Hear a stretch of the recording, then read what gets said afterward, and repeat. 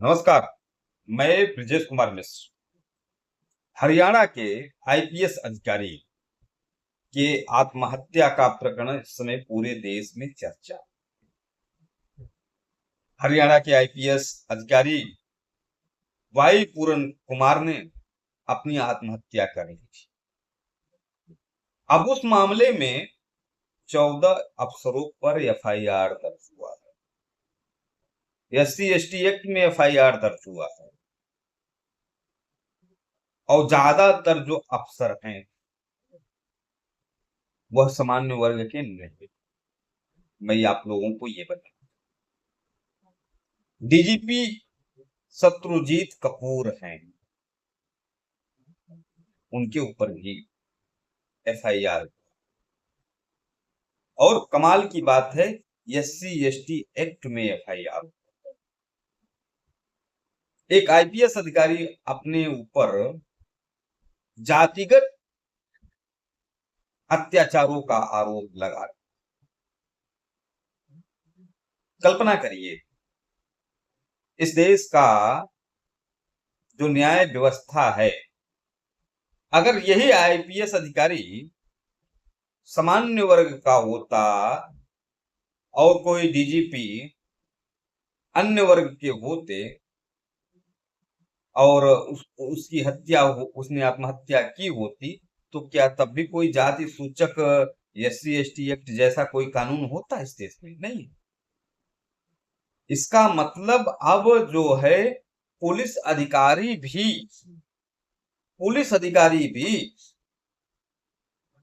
SC/ST act से, जो ये काला कानून है, उससे अछूते नहीं। जबकि ज्यादातर मामले SC/ST एक्ट के फर्जी पाए जाते, ज्यादातर मामले। हम कह रहे हैं आत्महत्या का मामला है, शोषण किया, उकसाया, धमकाया, इन मामलों में होना चाहिए एफआईआर।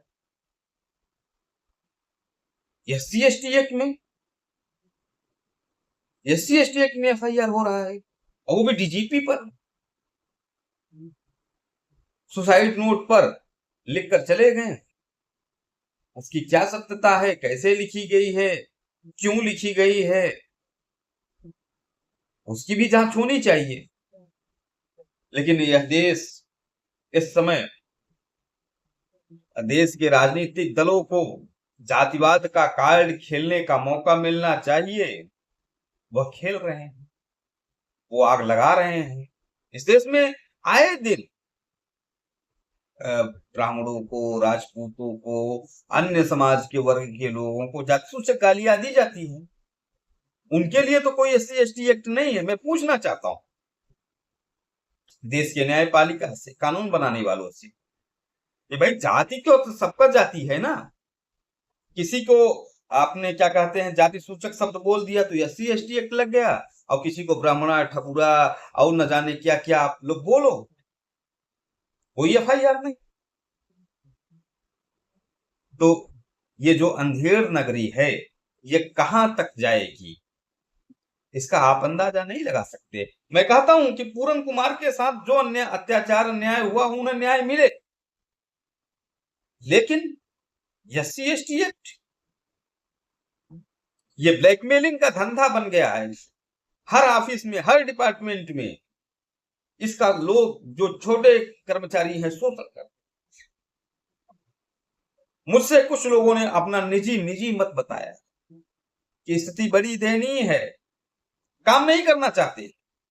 मैं कह रहा हूं काम नहीं करना चाहते, अधिकारी डांट दे, फटकार दे तो SC/ST एक्ट लग जाएगा। ऑफिसों की स्थिति बड़ी दयनीय है, लोग डरते हैं अपने ऑफिस में दलित वर्ग के लोगों को रखने में।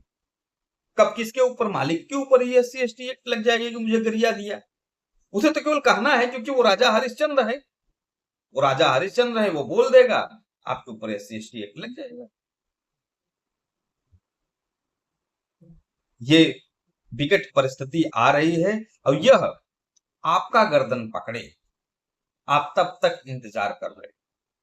इसका विरोध होना चाहिए, सभी वर्गों को एकजुट होकर, क्योंकि यह सिर्फ ब्राह्मण, ठाकुर, बनिया पे लागू नहीं होता है, यह देश की 80% आबादी पर लागू। हम कह रहे हैं बिल्कुल जायज है, चलो ठीक है, SC ST एक्ट लगाओ।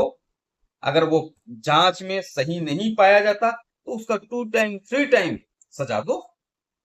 जिसने झूठा क्या कहते हैं केस दर्ज कराया है और जिसके ऊपर लगा है फर्जी SC ST एक्ट, जो SC ST एक्ट में अनुदान राशि आप लोगों ने दिया है, देते हैं, उसका 3 टाइम उस व्यक्ति को पैसा दो जिसके ऊपर फर्जी SC ST एक्ट में जिसको आप फंसा रहे हैं।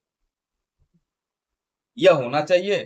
खैर, मैं फिर कह रहा हूं कि भाई जो वहां के IPS अधिकारी हैं, पूरन कुमार को न्याय मिलना चाहिए, लेकिन मैं SC ST एक्ट जैसे कानून का समर्थन नहीं करता। धन्यवाद।